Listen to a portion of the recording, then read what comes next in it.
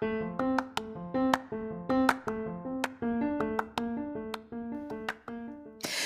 there, and welcome to the daily podcast where wisdom smacks us with kisses or love taps. I'm MichelleSpiva, a wisdom strengthening coach, your host, and practical priestess of wisdom. Mwah. Join us daily to gain wisdom and mental strength as we tackle innovative thinking, address emotional and behavioral life traps, and yes, provide you with some practical how to's to wrap it all up. So settle in or crank up the speed 2x, whatever gets your mental processes firing as we dive in. Stay tuned.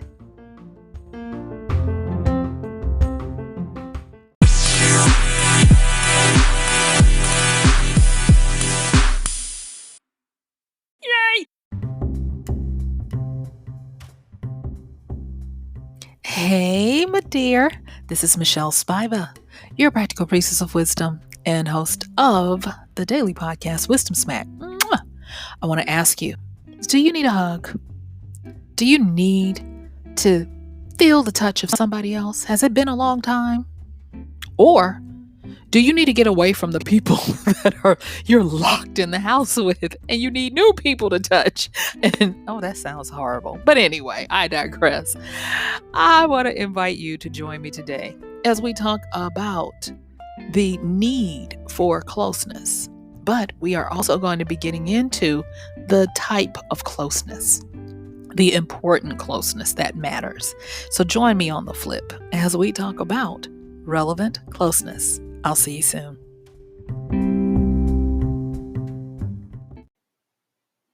Thank you for joining me. So today we're going to be talking about closeness, but we're going to be talking about relevant closeness and why it matters and the wisdom around this issue.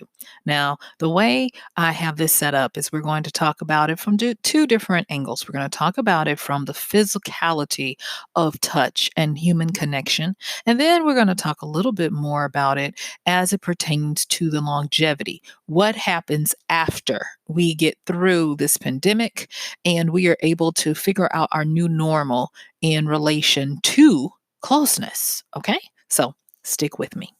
So let's get into it. First of all, I want to look at the term relevant so that we can have a boundary of how we're going to be using this term today. And so when we talk about relevant is what is important, what is the matter at hand. And if we look at it, and you guys already know, I love to get my etymology on. And so in the 16th century, it was known as that which is pertinent to the matter at hand. And so relevance in that regard was more so of an organizational issue to keep people, I guess, on track. But uh, it has not really veered away from what it means now. And when something has a current meaning, a contemporary meaning that's close to what it started out as, it tends to have a lot of energetic power to it.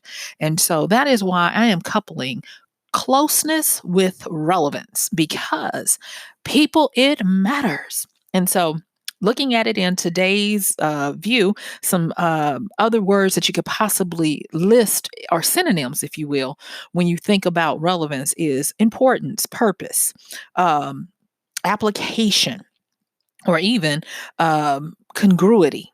So we want to not be ignorant. We don't want to do things out of folly or get ourselves in trouble. And with social distancing, with each passing day, it gets more and more perilous for a lot of people who have not ever been put to task or the pressure of having to deal with a world without regular or spontaneous or the freedom to have human connection and contact on demand.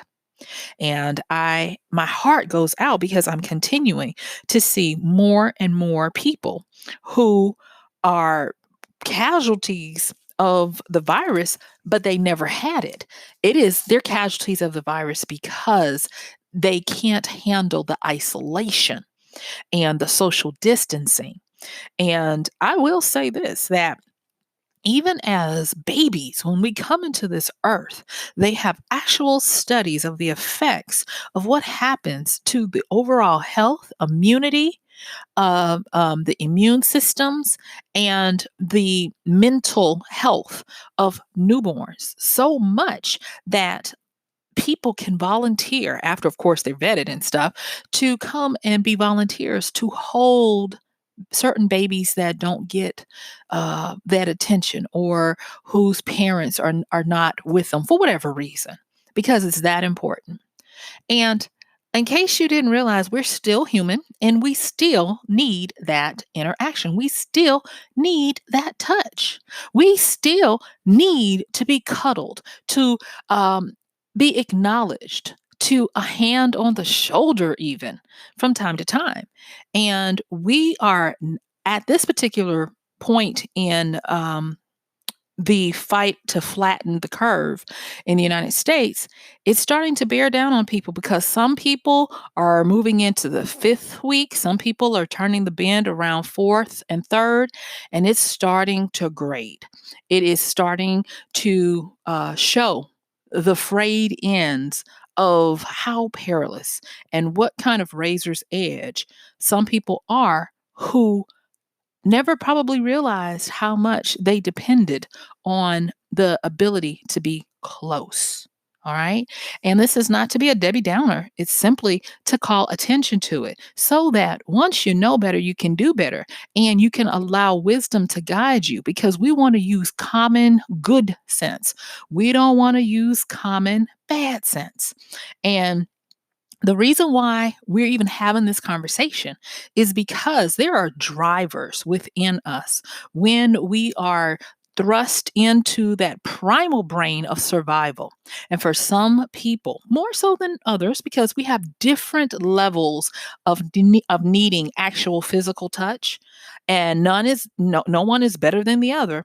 But for those people who have a high need for physical touch and physical interaction, they're going through a lot, because people shame them. Let them go out and get too close to somebody. Someone's taking a picture. The other day, a journalist was raked over the coals because they are suffering from the coronavirus. And yet, and still, they were seen, I think, outside of their home. And I don't want to really say that I know everything about it, because it was at a passing glance. And someone put them on blast because they were seen outside of their home and their family was around them. Now, I don't know if the family was in contact with them, but I was like, wow, that's really something, because if you're trying to fight the ravages of the COVID-19 virus that's assaulting your body, one of the best things you can do is go outside. In your home. I don't believe this person was walking around and touching and breathing on people, but go outside, get some of that good vitamin D, get that fresh air, because sometimes the air in your home can be more detrimental than the air outside. And so I was like, wow. So we've moved to that stage of where people get shamed for their need to get outside, to replenish their body and their body's ability to do its normal processes and to fight. Last time I checked, the sun helps to give our bodies a reset, helps our melanin levels to come back online, helps our vitamin D production, and so many other things. It helps with our well-being, our overall well-being. That's a lot of reason why when you draw a picture of the sun, it's always got a smiley face on it. And so there's that. But then with this closeness, this social distancing issue, it's wreaking havoc silently on people who have a fear in their need. And that's where you start to get cognitive dissonance, where they are like, I can't go outside. But then they need to go out. They need human connection and human touch. And so these two things war. And when you are isolated, I talked about this. Anyway, I've talked about it recently, and I've talked about how when you get to that time where you have to be still, the angel or the monster starts to show up.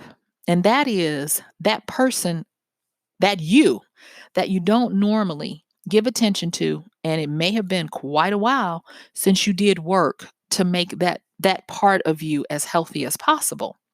And it can be very harsh.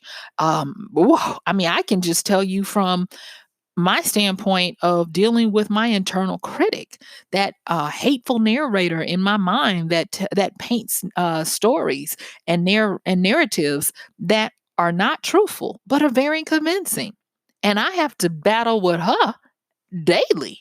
And so I can only imagine what happens when maybe you have someone who has not been fortunate enough. Because I'm not going to say they knowingly didn't do this, but who hasn't been fortunate enough to understand that just like everything else in your life, and just as important as exercise for your body, you have to exercise your psychology, your your identity, the person who you are when no one is looking.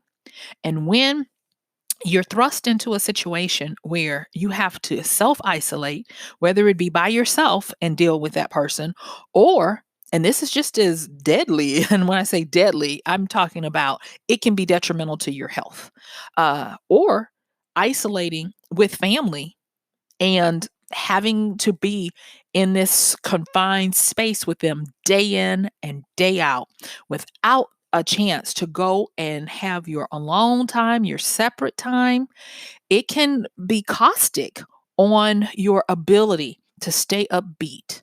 Many people are starting to report noticeable mood swings. One day they'll be just fine. The next day they can't seem to shake the blues. More people are dealing with the eruption of suppressed anger that has been being pushed down for a long time that they didn't even realize was there. And the sad part, a lot of them don't even realize that they've got this suppressed anger and rage and frustration, because by the time it erupts, it doesn't come with instructions on how it got there, what caused it to be there. It's just there. And so you got a lot of people that are starting to have issues, and most of them don't even realize that what they're experiencing. And relevant closeness helps us to be able to work through it, to fuse through it, to process it, and sometimes just to love it away. Have you ever had a chance, not a chance, but an incident where there was some type of emotional turmoil, and you didn't even need words? It was that other person, whether it was a significant other, a parent, a child, a friend, a lover, but somebody who just looked at you and knew, and they opened their arms and they sat with you, they rocked you, they held you, and nothing had to be said. And once you were able to express and expend that sadness, that anger, that hurt, whatever it was, you were better. It was like medicine, because guess what? It was medicine. And so when we talk about this relevant closeness, I do want you to understand that we are talking about that important closeness that gives you an outlet for getting rid of and processing all the stuff that is, thankfully, because we're glad, it's starting to come up. All of that hardened, compacted, uh, dead, draining energy that, because we have been forced to slow down, is now finally starting to bubble up to the surface so it can be broken up and released away from your life. But a lot of times there's a lot of trauma, a lot of shock, a lot of confusion. And even if the person is not a qualified mental professional, as long as they are able to hold a space for you, they help you. I don't know how many times people have gone out with friends. They were dealing with something. They went out with friends, hung out, played darts, went to the bar, laughed, talked, told stories, never touched on that situation. And when they went home, they got the first good night of sleep because they were able to let off, and what do we call it? Let off some steam. They were able to have the therapy of the group around them. And think about how, if you haven't had that in a month or more, how detrimental that can be to your psyche and to your health, physical, emotional, and psychically. Okay. And so relevant closeness matters. I am not going to tell you, go and find your friends and hang out with them. No, I'm not saying that. What I am saying is, when you know better, you do better. And because at this particular time, there really isn't any end in sight for our current predicament, because we really do need to do what is needful to break the cycle of the infections. But what you can do is, you can talk face to face on Zoom or FaceTime or Instagram, whatever you need to do. And I will say this: when you are having that human connection and you're able to talk face to face, look eye to eye, that is a big therapy. Even if you can't be in physical connection and physical contact with that other person, look each other in the eyes when you speak. Look each other in the eyes when you are laughing and talking and sharing. And you will get some release. You will get some relief. I do not want to hear of more people, young and old, taking themselves out of here because of the onslaught of the boogeyman that happens in the dark night of the soul when no one is around to snatch you back and to hold you and to connect with you and to lend you some of their energy when you don't feel like you can go on. So please understand that there is an importance in closeness. And if you can't be physically close, you can be visually close. And as you're visually close, not just with your eyes, open yourself, use your arms, gesticulate as you're talking, laugh, explore your senses. Have it be where, if you need to cry, let them know, this is one of those days I just probably need to just, if you don't mind, we can even take turns. I cry and you sit with me, and then you cry and I sit with you, or something like that. But do not try to make like everything is fine. I'm really blessed that I do have those kinds of friendships and relationships where I'm able to do that, because I do know a little bit. I'm not going to say I know it all, but I know a little bit on what it takes to keep me mentally, psychically, and physically healthy. And a good laugh, getting a chance to talk with people and see their faces, getting a chance to do three ways with family members and laugh and share and reminisce. It helps. Now, is it the best? No, but it's better than trying to just go it alone and keep to yourself, because social distancing should not be called social distancing, in my opinion. It should be called something more like physical distancing, because we still need to be social. We still need to be social. So now let me just kind of make a shift here and talk about it for your personal betterment and some wisdoms that we can set up now that we've talked about how it can impact you or those that you know or love or whatever. So, one of the things about closeness that I didn't realize until I was looking at all of these tragic tales of people was that a lot of times I'm noticing, as I'm looking at the stories and things, that they have a certain amount of distance between them and the next person, whether it's their family or otherwise. So, say, for instance, you are feeling it. You're really feeling the isolation. One of the things that you know not to do, but yet and still you can't help yourself, is to go on social media and look at celebrities and influencers and what they're doing. And the reason why that is not a wise thing is because of how much distance it is between them and you. Everything that you see is not necessarily the truth, and you know that. But everything that you see has a meaning, whether you consciously or subconsciously give it to yourself. So if you see a celebrity coming on and in the background their family is there, they're laughing, they're talking, it seems like they have everything they need, they're in the most comfy clothes, and they look like they are your best friend, they look just like you, except for they're not. And they're not because the house is probably pristine, because they trust and know they probably still have someone living there who's paid to do that, and they can social distance with them, because they have been around them and are not danger to either one. Number two, they are paid to paint the sunny picture. And what people tend to do without realizing it is unconsciously, or sometimes even consciously, we start to lust for that aspirational something. And when you see someone that it would take me a long time to get to that life, even if even if I didn't want it, um, you have to be careful and monitor yourself that you don't look at them and then look at yourself in your situation and say, and start coming down on yourself.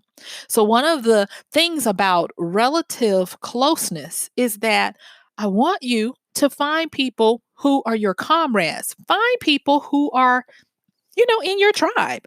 Find people who could be your neighbors down the street. It doesn't mean that they physically live in the place you live in, but find folks who matriculate in the same kind of life that you do, and watch them, support them, because I'm going to tell you, there are a lot of people online right now sharing and giving, and they are not the superstars, they are not the bored athletes, they are not the chilling at home entertainers and movie stars. They're everyday people who have no problems letting you see the laundry basket sitting on the floor behind them of the clothes that are about to go into the wash while they're cooking and showing you. I watched the cutest video today of a guy who was showing us how to make, are you ready for this? Mustard fried chicken. Now, of course, I'm not going to eat that. I mean, I'm not going to say I'm not going to eat it, but it was just for entertainment. And he was just as happy in his home doing his thing. And like I said, you could see stuff behind him. And it made me smile. It made me reminiscent of my own brother. He sounded like him. And I noticed it immediately, that by just even having that connection and that smile with him, I felt a little bit of stress leave. And of course, when my brother gets off work, I'm probably going to call him and make him talk to me, make him talk to his sister. But still, it was so therapeutic. And I didn't even realize until I started putting together the notes, finishing up the notes, I should say, finishing up the notes for what I wanted to talk to you about today, that there is a wisdom in not trying to compare yourself with someone who is not in your frequency, not in your lane, as the kids would like to say, and that maybe that you relate to someone who's maybe just a few steps in front of you, instead of you're here on 50 and they're up on 1,000, and you have to fight your depression or your sadness because you're on 50 and they're on 1,000. We don't need to necessarily put, not necessarily, we don't need to needlessly put ourselves in predicaments where we can add on to any kind of frustration, depression, angst, longing, lusting, coveting, any of those things that would further take away from our ability to be healthy, healthy in our minds, our hearts, our souls, our beings. Okay. The next thing is what I want you to do is, as you are going about your day, I want you to start doing check-ins. And you don't have to time them now. If you're that kind of person, you're high conscientious. I am not, but you're high conscientious. Yeah, you can say, okay, I'm going to split my 10 hours of my most active part of the day into every 2 hours, and I'm going to stop and do a check-in. And when I say do a check-in, I want you to do a check-in where it's kind of like you do a systems test. You check to see, am I breathing okay? Am I too hot or am too cold? Is everything on me? My feet, my hands, my head. Are we all in sync? Are we all okay? Have I been taking in deep breaths as I sit at my desk? Because that's an issue, y'all. Studies have shown that the more you sit, the shallower your breathing becomes, especially if you're staring at a computer. So breathe deeply, okay? You know, um, how uh how is my well-being? Am I, and I've seen people do, by color, am I feeling green, yellow, red, or blue? Check in and see how you're feeling. I think those colors came from the In and Out Pixar movie, or whatever, but you get the gist of what I'm saying.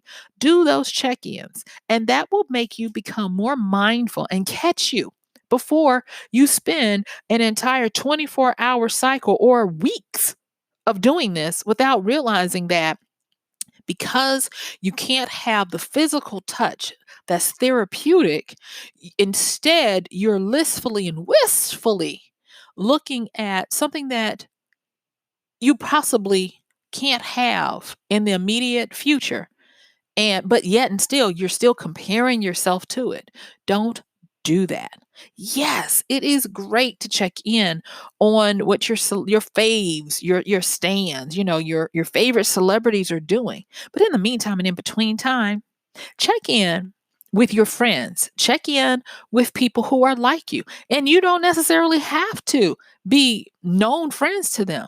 You can, like I said, there are so many people that are going online and sharing of themselves. They're opening up their homes, they're letting people see what they do. And this is a time when we can truly come together, because some therapy is better than no therapy. And so we have to realize that the relevance, what is important for us, is not necessarily what is aspirational for us. Think of it in distance.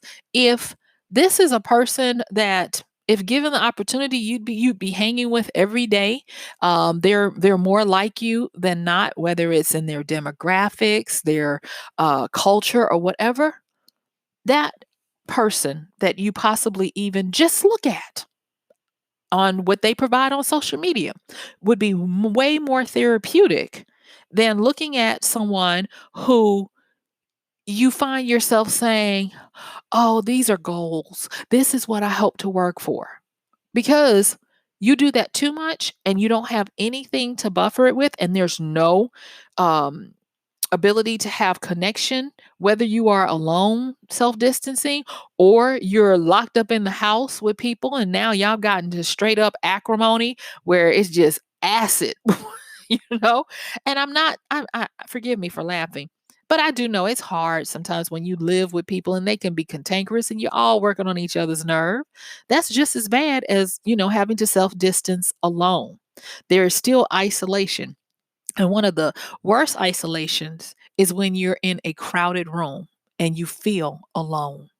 That one, to me, is worse than if there's physically no one there. So I don't want you to mistake this opportunity to stay as healthy as possible.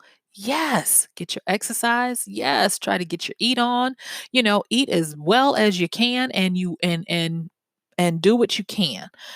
But also, don't neglect the fact that we are made to be human beings, connecting, touching, having touch.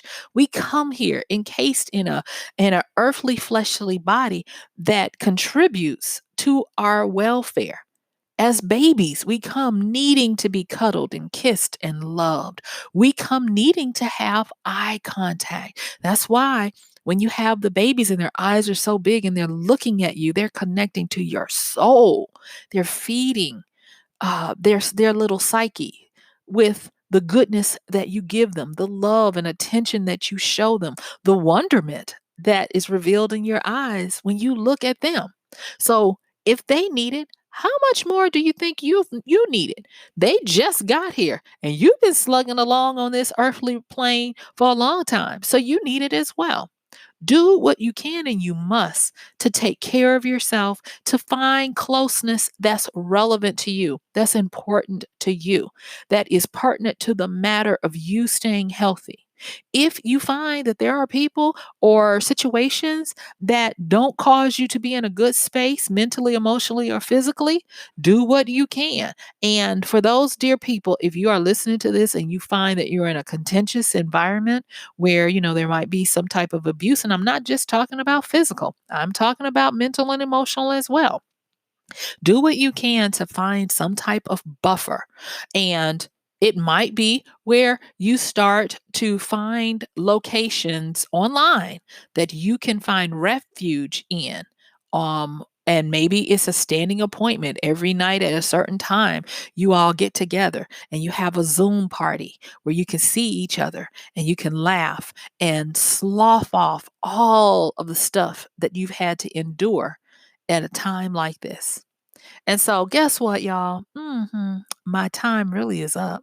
But I do want to thank you for yours. I don't take it for granted that you come and you hang out with me every day. As I've said before, and I'll say it again now, you all, I consider you part of my family.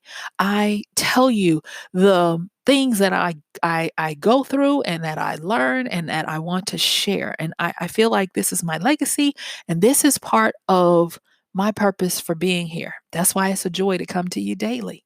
So, with that being said, please don't forget to check the show notes, like, share, subscribe. If there's something you'd like for me to cover or consider for a podcast, reach out, let me know. And because this is a daily podcast, I am going to see you tomorrow.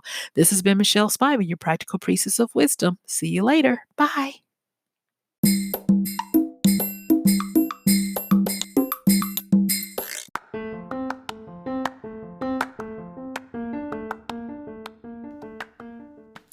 And that's going to do it for today's podcast of Wisdom Smack with MichelleSpiva. If you like this podcast, please help us get the word out. Like, comment, subscribe, and even share. And if you really like it, please help us continue to get the word out by considering using this show's link for Amazon. So when you want to go to Amazon and you do all of your general shopping, please use MichelleSpiva.com/AMZ. It's simple as that. It doesn't cost you anything extra, and this show might receive a little bit of commission that will go towards helping to further get these episodes out to you and to others. So thank you so much for listening. This has been MichelleSpiva with Wisdom Smack. Bye.